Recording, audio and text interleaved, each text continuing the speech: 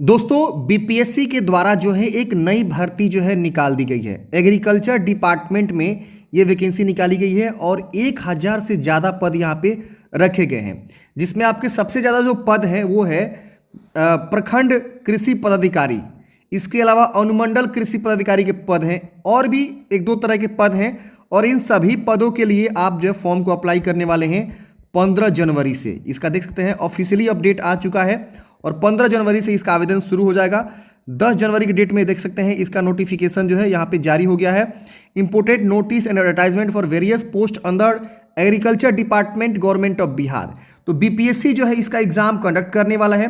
आइए जानते हैं इस भर्ती की संपूर्ण जानकारी, syllabus, age limit, selection process, qualification. सबसे खास बात यह है ना फ्रेंड्स, इसमें आपको सिर्फ एक एग्जाम देना है और आप जो है एक अच्छा अधिकारी बन जाएंगे agriculture department government of Bihar में। सैलरी तो जबरदस्त है, सब चीज़ डिस्कस करेंगे। आइए समझते हैं इस भर्ती की संपूर्ण जानकारी के बारे में।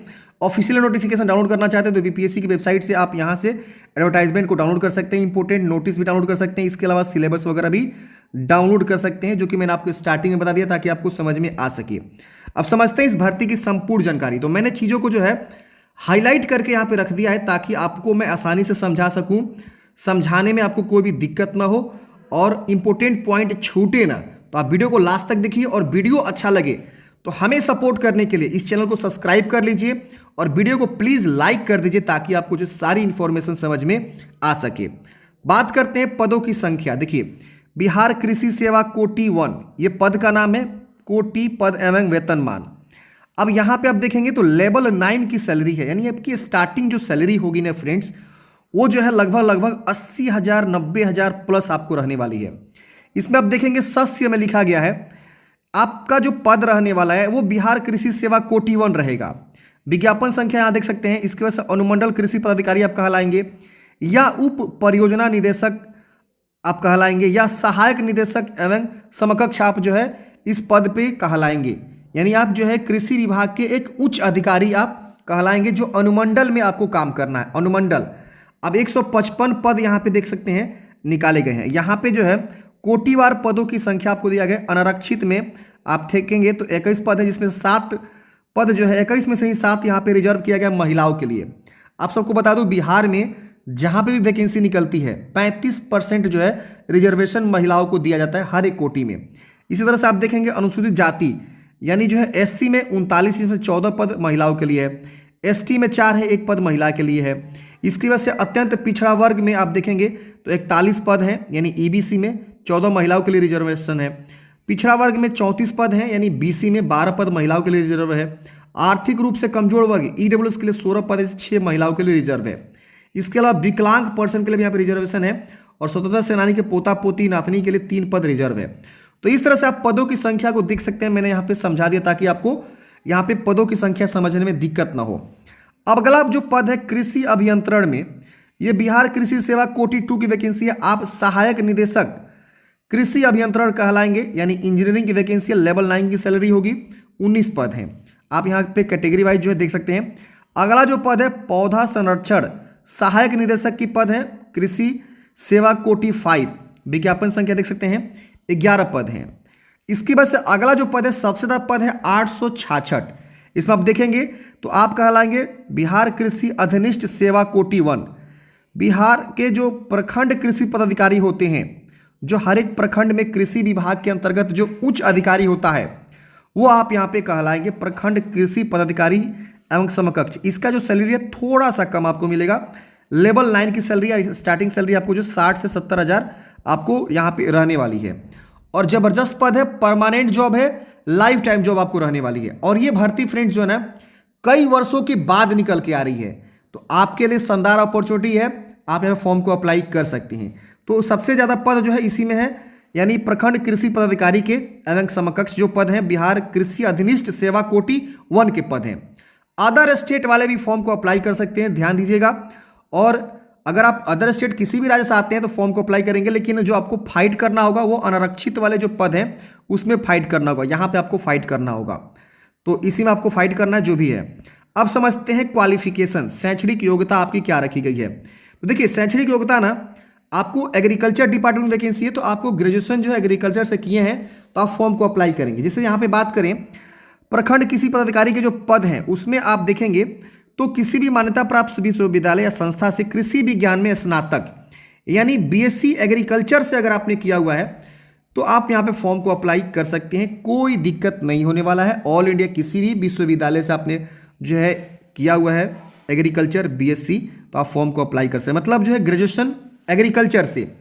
अगला जो पद है फ्रेंड्स वो है पौधा संरक्षण वाला। तो इसमें देखेंगे इलेक्टिव प्लांट प्रोटेक्शन में आपने स्नातक किया हुआ, ये एक अलग जो है विषय होता है, ये अलग जो है स्ट्रीम होता है। इलेक्टिव प्लांट प्रोटेक्शन पौधा संरक्षण में अगर आपने स्नातक किया हुआ है किसी भी संस्था या केंद्र विश्वविद्यालय से या कृषि विश्वविद्यालय से तो आप फॉर्म को अप्लाई करेंगे।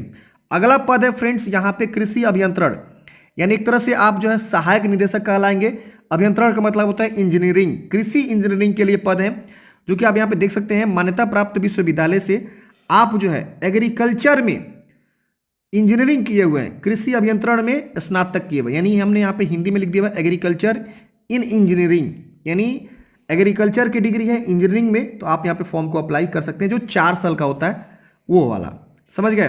अब यहाँ पे हम बात करते हैं कृषि सेवा कोटि अनुमंडल कृषि पदाधिकारी के लिए। तो यहाँ पे आप देखेंगे तो एग्रीकल्चर साइंस बोला गया, इसमें बीएससी एग्रीकल्चर, यानी अगर आपने जो है स्नातक में कृषि विज्ञान में स्नातक किया हुआ है तो आप फॉर्म को अप्लाई कर सकते हैं। बीएससी एग्रीकल्चर आपको चाहिए।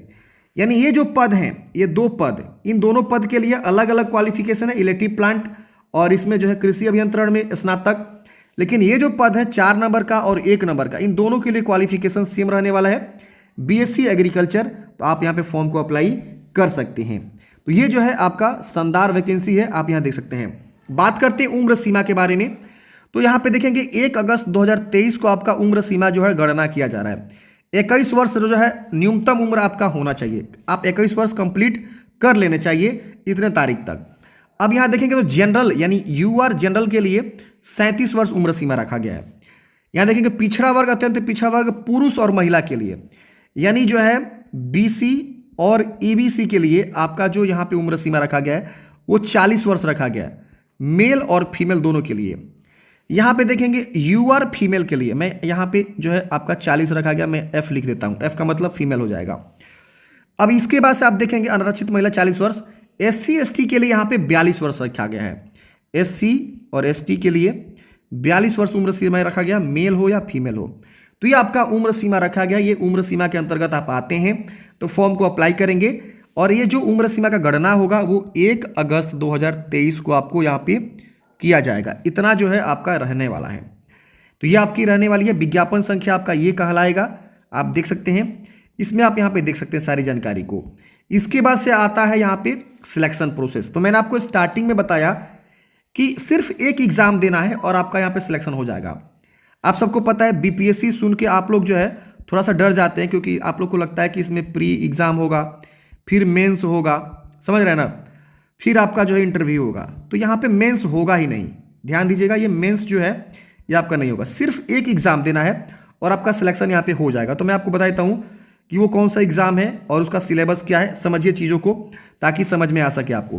तो यहाँ देखिए चयन का आधार लिखित परीक्षा होगा एवं साक्षात्कार होगा, यानी सिर्फ आपका जो है रिटन एग्जाम और मौखिक परीक्षा के आधार पर होगा। यानी एक इंटरव्यू भी आपको देना है, यानी लिखित परीक्षा प्लस इंटरव्यू आपको यहाँ पे होने वाला है। अब इसमें से आप देखेंगे तो आपका यहाँ पे जो है ना सामान्य हिंदी के 100 अंक एक पत्र होगा, सामान्य ज्ञान के 100 अंक जो एक पत्र होगा, और जो भी आप विषय से फॉर्म भर रहे हैं, जैसे बीएससी एग्रीकल्चर से भर रहे थे, बीएससी एग्रीकल्चर से 200 अंकों का 2 पत्र होगा जिसमें 400 अंक का होगा। टोटल यहाँ पे 400, यानी 100 100 200 और 200, ये 400 अंकों का यहाँ पे आपको जो है यहाँ पे एग्जाम यहाँ पे होने वाला है। अब ये 400 अंकों का एग्जाम होगा जिसमें से 100 अंक जो हिंदी है, ये जो है इसका कोई जो है मेरिट से जो है आपको फर्क नहीं पड़ने वाला है। सिर्फ आप इसमें 30% ला देंगे तो आपका यहाँ पे पास हो जाएंगे हिंदी विषय, आपका सिर्फ और सिर्फ क्वालिफाइंग इन नेचर है जो एक पत्र है। बाकी के जो है जैसे सामान्य ज्ञान और संबंधित विषय 300 अंकों का, उसमें आपको अच्छे से लाना अंक जो है मैंडेटरी है। अगर आप इस विषय में अच्छे से ला देंगे, आपका जो विषय है यानी बीएससी एग्रीकल्चर के जो 200 अंक के क्वेश्चन होंगे और सामान्य ज्ञान के 100 अंक के क्वेश्चन होंगे, उसमें आपको अच्छा परफॉर्मेंस करना होगा, उसके बेस पे, इसी के बेस पे सिलेक्शन होगा। ये जो हिंदी वाला एग्जाम है, हिंदी का जो 100 अंक है, इसमें आपको जो है सिर्फ और सिर्फ 30% लाना जो है मैंडेटरी है। समझ गए। अब देखिए यहाँ पे जो है सामान्य हिंदी एक पत्र होगा 100 अंकों का, 100 प्रश्नों की संख्या होगी, 2 घंटे समय मिलेगा वस्तुनिष्ठ। सामान्य ज्ञान के देखेंगे तो 100 प्रश्न, 2 घंटे वस्तुनिष्ठ। अब देखिए जो आपका विषय होगा कृषि वाला, उसमें आप प्रथम प्रश्न पत्र 200 पूर्णांक का, यहाँ पे 100 क्वेश्चन रहेंगे, 200 पूर्णांक का 100 क्वेश्चन रहेंगे, द्वितीय प्रश्न यानी 2 पत्र इसमें हो जाएगा, 2-2 घंटे आपको यहाँ पे समय मिलने वाला है। ये भी जो है वस्तुनिष्ठ रहने वाला है। अब जो आप चुनाव करेंगे, जिस पद के लिए फॉर्म भरेंगे, उसी से रिलेटेड आपका पाठ्यक्रम यहाँ पे रहने वाला है। तो ये बहुत ही ईजी है। अगर आप थोड़ा सा ध्यान लगा के पढ़ेंगे, सही से चीज़ों को समझ के पढ़ेंगे, तो आपका ईजिली जो एग्जाम क्रैक यहाँ पे हो जाएगा। तो ये था फ्रेंड्स आपका जो है, देख सकते हैं ये सामान्य। देखिए ये यहाँ पे थोड़ा सा और समझिए, मैं आपको चीज़ों को और डिटेल में समझाने की कोशिश करता हूँ। यहाँ पे आप देखेंगे तभी आपको समझ में आएगा। देखिए ये जो चीज़ें हैं, ये जो आपका होगा 2 चीज़, ये दोनों आपका जो है कॉमन है। मतलब क्या, सामान्य हिंदी और सामान्य जनरल नॉलेज, ये दोनों जो है सभी पोस्ट के लिए कॉमन है। जैसे 4 तरह के पद है ना, इसमें 4 तरह के, मैं आपको स्टार्टिंग में दिखाता हूँ। ये देखिए 4 तरह के पद हैं, 1, 2, 3 और 4। इन चारों के लिए ना ये दोनों जो विषय है कॉमन है, सामान्य हिंदी और जनरल नॉलेज। अब ये दोनों कॉमन है, तो इसमें आपका पाठ्यक्रम जो बीपीएससी वाला होता है ना, वही रहने वाला है। अब यहाँ पे आप देखेंगे तो ये जो अगला पद है, जो बिहार अनुमंडल पदाधिकारी, तो इसमें आपको जो है प्रश्न पत्र यहाँ पे दे दिया गया कि इसके लिए क्या रहेगा। इसकी वजह से जो अगला पद है उसके लिए यहाँ पे दे दिया गया है आपका क्या रहेगा। इसकी वजह से 5वां के लिए यहाँ पे दे दिया गया है। और यहाँ पे देखेंगे तो प्रखंड कृषि पदाधिकारी के लिए यहाँ पे देखेंगे तो यहाँ पे दे दिया गया है। तो इस तरह से इन्होंने जो अच्छी से चीज़ों को समझाया हुआ ताकि आप लोग इजीली समझ सके। यहाँ देखिए, उक्त प्रतियोगिता परीक्षा में 100 अंक के सामान्य हिंदी विषय में उत्तीर्ण होना अनिवार्य है, किंतु इसके प्राप्तांक की गणना मेधा सूची बनाने के प्रयोजनार्थ नहीं किया जाएगा। यानी क्या कि जो आपका हिंदी विषय होने वाला है उसमें आपको सिर्फ और सिर्फ 30% आपको लाना मैंडेटरी, यानी 100 में 30 अंक ला देंगे तो आप क्वालिफाई हो जाएंगे। आपको पासिंग बस करना है, और उसका जो है ना जो आपका मेधा सूची बनेगा उसमें उसकी गणना यहाँ पे नहीं किया जाएगा। मतलब आपकी जो लड़ाई है वो आपका जो है सिर्फ और सिर्फ यहाँ पे जो आपका जो ये पत्र 200 और 200 का ये होने वाला है, यानी 400 अंकों का ये होने वाला है, और प्लस जो आपका सामान्य यानी जनरल जो होने वाला है वो आपका यहाँ पे 200, यानी इसी के अंतर्गत आपको फाइट करना है। समझ रहे ना। तो चीज़ों को आप समझेंगे तो आपको जो है चीज़ें अच्छे से समझ में आ जाएगी। यानी आपकी जो फाइट है वो आपको मात्र जो है 300 क्वेश्चन को सॉल्व करना है, ठीक है ना। 300 में आपका जो 100 क्वेश्चन है वो आपका जो है जनरल का हो जाएगा, और 200 जो क्वेश्चन है आपके जो विषय वस्तु है, यानी जो आपके सब्जेक्ट है एग्रीकल्चर वाला, वो आपके है। बाकी के 100 आपको जो सॉल्व करने हैं हिंदी वाला, मैं यहाँ लिख देता हूँ 100 हिंदी वाला, ये आपको मैंडेटरी नहीं है, सिर्फ जो है क्वालिफाइंग इन नेचर है। तो यही 2 आपको फाइट करने 200 क्वेश्चन पे, यानी इसका जो पूर्णांक हो जाएगा 400 अंकों का हो जाएगा, और इसका एक सही पे 1 अंक दिया जाएगा, तो 100 यानी 500 अंकों का यहाँ पे आपको जो है पाठ्यक्रम यहाँ पे रहने वाला है। जो कि यहाँ देखेंगे तो 100 अंकों का एक पत्र होगा, 200 अंक, 100 क्वेश्चन यहाँ रहेंगे 200 अंकों का। तो इस तरह से 2-2 घंटा आपको समय मिलेगा। तो ये चीज़ें आप समझेंगे अच्छे से तो आपको समझ में आ जाएगी। आप एक बार चीज़ों को अच्छे से समझेंगे तभी आपको समझ में आएगा। अब यहाँ पे बात आती है लिखित परीक्षा एवं संस्कार में प्राप्त अंकों का अधिमानता। यहाँ पे देखिए 75% दिया गया है। अधिमानता का निर्धारण निम्नोक्त किया जाएगा, मतलब इससे कम लाएंगे तो आप फेल हो जाएंगे। अब ये अधिमानता निर्धारण है, इससे ज़्यादा लाएंगे तो ही आप यहाँ पे जो है पास होंगे, और उसके बाद ही जो है आप यहाँ पे अच्छा स्कोर पर कर पाएंगे, क्योंकि कंपटीशन बहुत ज़्यादा तगड़ा होने वाला है। अब बात समझते हैं फॉर्म फिलअप के रिगार्डिंग। तो देखिए फॉर्म फिलअप में आपको क्या क्या डॉक्यूमेंट्स लगेगा। सबसे पहले समझते हैं अदर स्टेट के लिए। तो अदर स्टेट्स आप हैं तो फॉर्म भरने के लिए आपकी जो है क्वालिफिकेशन, जो मैट्रिक इंटर ग्रेजुएशन है, आधार कार्ड है, बस यही लगने वाला है। अगर आप बिहार के निवासी हैं तो बिहार निवासी वालों को जो है ना जाति लगता है और निवास लगता है, ये आपको फॉर्म भरते समय लग जाएगा, उसी समय मांगा जाएगा। अब इसमें भी होता है, जाति में क्या हो जाता है कि 2-3 चीज़ें हो जाती है। जैसे कि अगर आप ओबीसी से आएंगे, ओबीसी जो है आपका एक बीसी हो जाता है और एक ईबीसी हो जाता है। तो इन दोनों को जो है ना नॉन क्रीमिलियर सर्टिफिकेट बनवाना होता है, तो आप नॉन क्रीमिलियर बनवा लीजिएगा।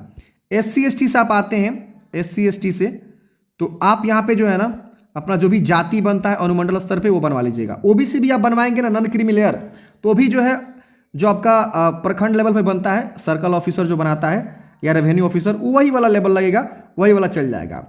एक चीज़ और ध्यान देना है, जो यहाँ पे ओबीसी सर्टिफिकेट अगर आप या SC/ST सर्टिफिकेट आप बनवाते हैं, अगर कोई मैरिड कैंडिडेट्स हैं, मैरिड फीमेल कैंडिडेट्स, यहाँ देखिए लिखा हुआ है कि आरक्षण का दावा करने वाली विवाहित महिलाओं का जाति, अस्थायी निवास या क्रीमी लेयर रहित प्रमाण पत्र उनके पिता के नाम एवं पता से निर्गत होना चाहिए, न कि उनके पति के नाम एवं पता से।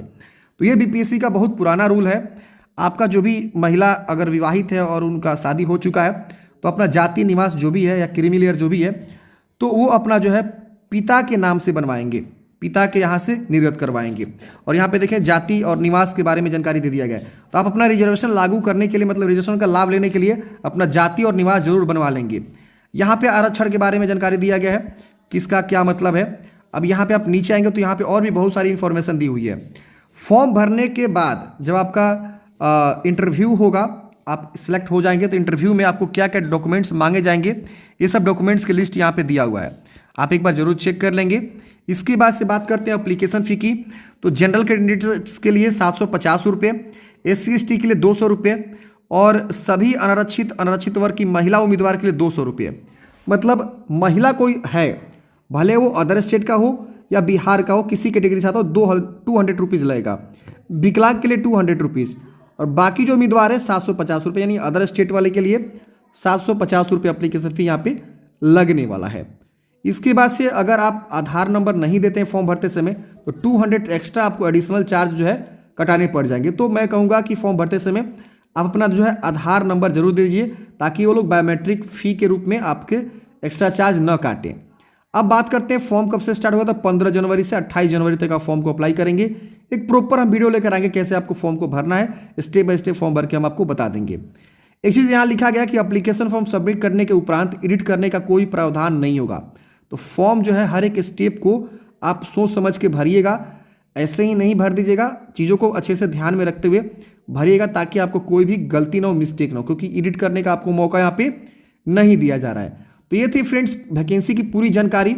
आई होप आपको समझ में आया होगा। अगर हम बात करें सिलेबस के ऊपर, तो देखिए अगर आप सिलेबस देखना चाहते हैं, प्लांट प्रोटेक्शन वाले आप जो है आवेदन करेंगे तो इसके लिए, एग्रीकल्चर इंजीनियरिंग के लिए फॉर्म भरेंगे तो इसके लिए ये सिलेबस है, और एग्रोनॉमी के लिए भरना चाहते हैं तो इस पर आप क्लिक करेंगे तो इसका सिलेबस यहाँ पे देखेंगे डाउनलोड हो जाएगा। इस सिलेबस को आप ध्यान में रखते हुए पेपर 1 का सिलेबस क्या रहेगा, इसके बाद से पेपर 2 का सिलेबस क्या रहेगा, इस हिसाब से आप जो है अपनी तैयारी करेंगे। यहाँ सारा सिलेबस दे दिया गया है, तो सिलेबस को ध्यान में रखते हुए आप यहाँ पे तैयारी करेंगे तो आपका बेहतर तैयारी होगा। अब जीके जीएस का सिलेबस नहीं दिया, क्योंकि जीके जीएस का जो बीपीएससी का स्टैंडर्ड होता है 100 अंकों वाला, वही आपका रहने वाला है।